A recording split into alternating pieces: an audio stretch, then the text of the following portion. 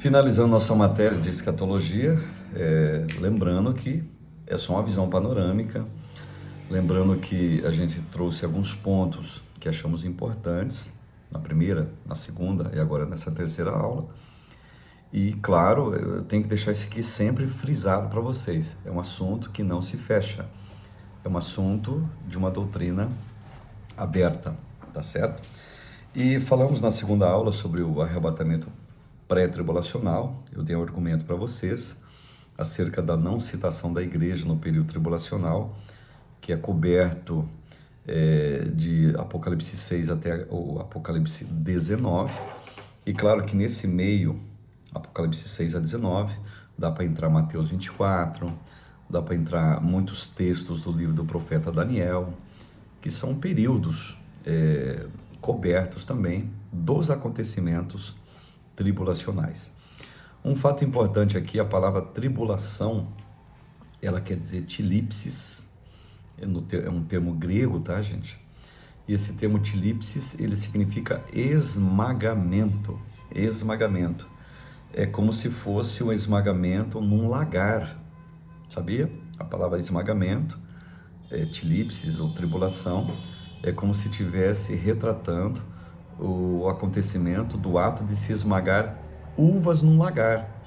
E a Bíblia diz lá, no livro do profeta Isaías, que Deus vai pisar essa terra como se fosse um grande lagar. Interessante. E eu também tenho que frisar para vocês que o período de maior salvação na terra é o período tribulacional, gente. Se você acompanhar, por exemplo, o Evangelho vai ser anunciado para todo ser humano aqui no planeta Terra. Jesus falou, e esse Evangelho do Reino, ele vai ser anunciado para todos para que ocorra o fim. O Evangelho anunciado para todos não é o Evangelho que a gente prega agora, tá certo? Porque a gente não diz, olha pessoal, aceite Jesus, venha para Jesus que ele vai fundar um reino aqui na Terra. Não. O Evangelho que eu prego, o Evangelho que eu anuncio, é o Evangelho onde vai culminar, aos que creem, evidentemente, a retirada da igreja da terra, para escapar da tribulação. Depois da tribulação tem o Armagedon. Aí depois do Armagedon, sim, está registrado no Apocalipse, Jesus funda um reino na terra que terá durabilidade de 1000 anos. Para aqueles que creem no período milenial, porque tem gente que não crê, né? Fazer o quê? Depois do arrebatamento, depois da tribulação, depois da guerra do Armagedon, haverá sim um período de 1000 anos literais aqui na Terra. Jesus, ele disse isso, está registrado no Apocalipse. João escreveu. No período milenial, Satanás é preso no início do milênio, é solto no final do milênio. Tá certo? E as características do que será o reino milenial, você encontra em Isaías capítulo 11. Você lendo Isaías 11, você vai encontrar as características. Ali não tem o período, quanto tempo que vai ser, mas ali tem as características. Assim como lá em Apocalipse 20, não tem como vai ser as características do milênio. Mas tem ali a contagem, quanto tempo será. E aquele número ali, e reinarão com o Senhor 1000 anos. São 1000 anos literais.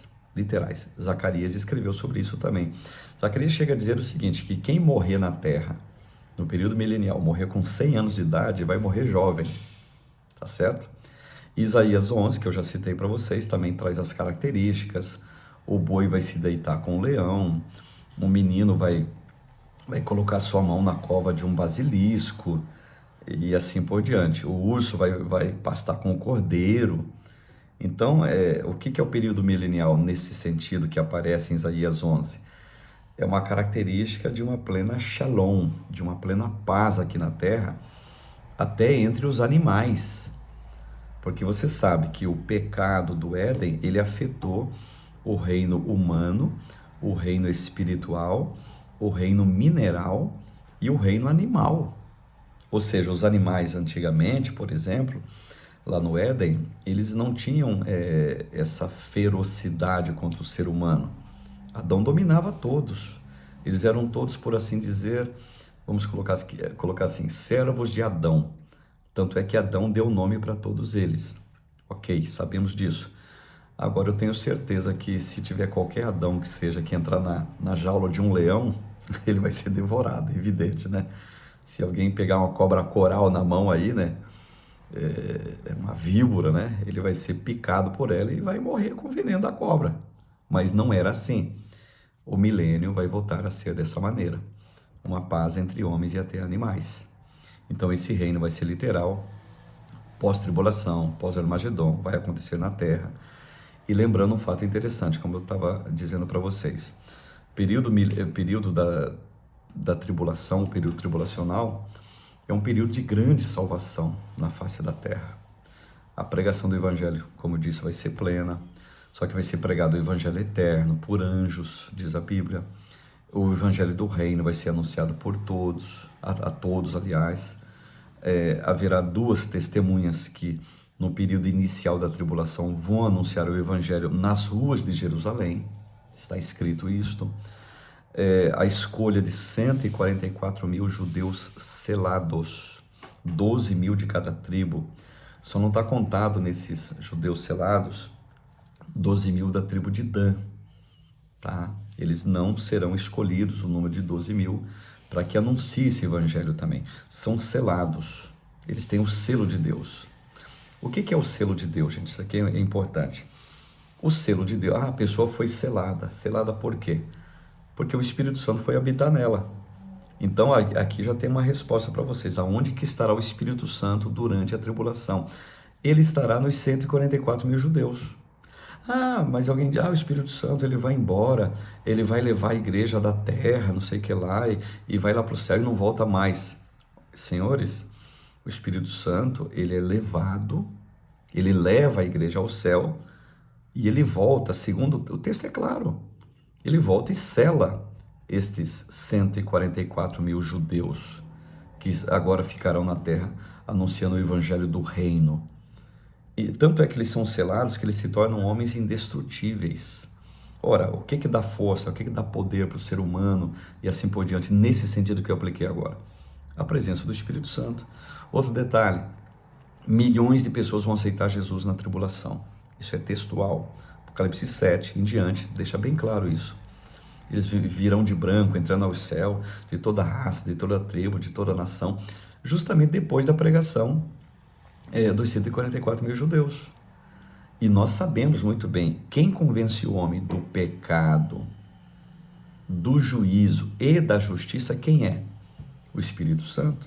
Então, portanto, o Espírito Santo, ele leva a igreja dessa terra aos céus, porque a Bíblia diz assim, Paulo registra, nós nos encontraremos, subiremos ao encontro de Jesus nos ares. No arrebatamento, o Senhor Jesus fica nos ares. Da terra até os ares, quem é que vai nos levar? Eu não preciso nem dizer para você, é o Espírito Santo que nos leva, é verdade? Então eu afirmo aqui para você, a carruagem que leva a igreja da terra até o céu, evidente que é o Espírito Santo dentro da igreja, no meio da igreja. Você pega Tessalonicenses capítulo 2, a segunda carta, onde a Bíblia vai dizer que agora aqui o mistério, né, da iniquidade, o ministério da iniquidade já impera aqui na terra, aguardando que seja retirado aquele que o detém, para que seja revelado o homem da perdição, o iníquo e tal, alusão ao anticristo. Quem detém o mal pleno aqui no planeta? Quem é que detém? Lógico, né, senhores? O Espírito Santo agindo através da igreja. Ele é o restringidor da plenitude de ação do mal no planeta. Se o planeta já está muito ruim, se o planeta tem morte, tem assassinato, muita gente ruim que transita nesse planeta, homens malignos, pessoas malignas que transitam nesse planeta, imagine, senhores, com a presença do Espírito Santo, o que não será desse planeta, gente, sem a presença do Espírito Santo agindo através da igreja?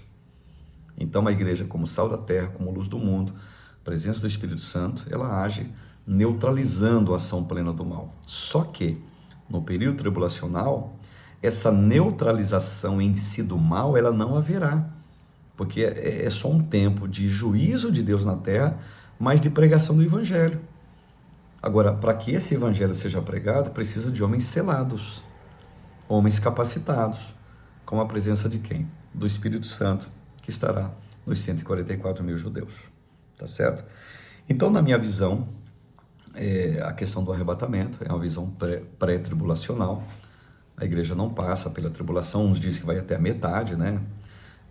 A visão mid-tribulacional, e outros dizem que a igreja ela tem que passar por toda a tribulação para que ela seja purificada. Alguém já disse isso. Senhores, o que purifica a igreja é o sangue do Cordeiro, o sangue de Jesus. À medida que você se entrega a Ele, você está debaixo do senhorio dele, esse sangue vai te purificando, vai te santificando, vai te separando com a ajuda da palavra, presença do Espírito Santo, desviando-se do mal e assim por diante, gradualmente. Não é eu sei que o sofrimento, às vezes também, não é sempre, né? Ele nos leva até a Deus. Mas tem pessoas que são tão ruins, mesmo sofrendo, eles não se curvam, né? Não se dobram, né? É terrível isso daí.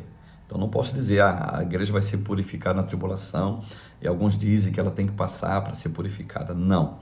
Fomos purificados pelo sangue do Cordeiro. João escreveu: se andarmos na luz, como na luz ele está, temos comunhão uns com os outros, e o sangue de Jesus nos purifica de todo o pecado. Não é o sofrimento da tribulação, é o sangue de Jesus que nos purifica de todo o pecado. Então, nesse sentido, senhores, olhando para o campo da escatologia bíblica, é um campo vasto, um campo grande, evidentemente.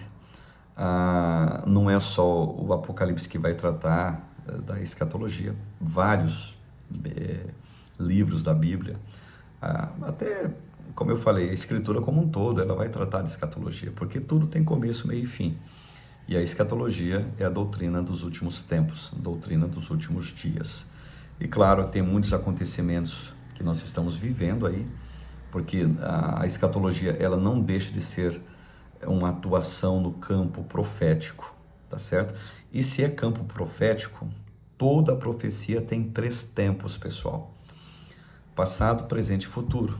O que é isso? Profecias que já aconteceram, profecias que estão acontecendo e profecias que vão acontecer. Escatologia é isso.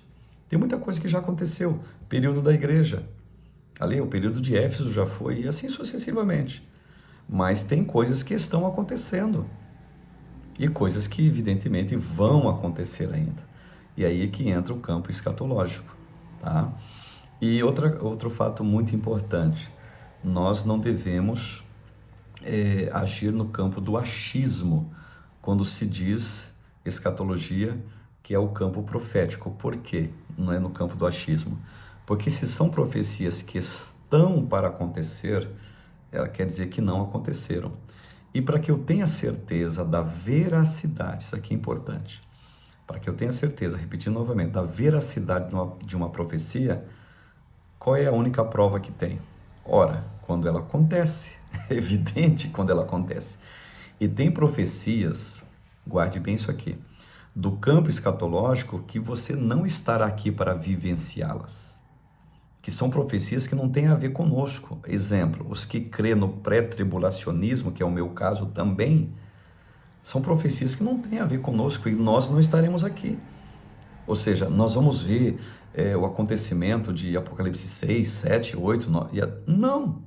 Se o campo é profético, crença do pré-tribulacionismo, evidentemente que nós não vamos vivenciar estes acontecimentos. Mas sim, todos os dias, toda hora acontece profecias que conotam a conclusão dos tempos, a volta de Jesus. O campo escatológico está em pleno andamento, em pleno cumprimento. 1 Timóteo 4:1 fala de apostasia final. Estão vivendo um tempo de apostasia. Jesus falou que aumento de iniquidade, aumentou a iniquidade.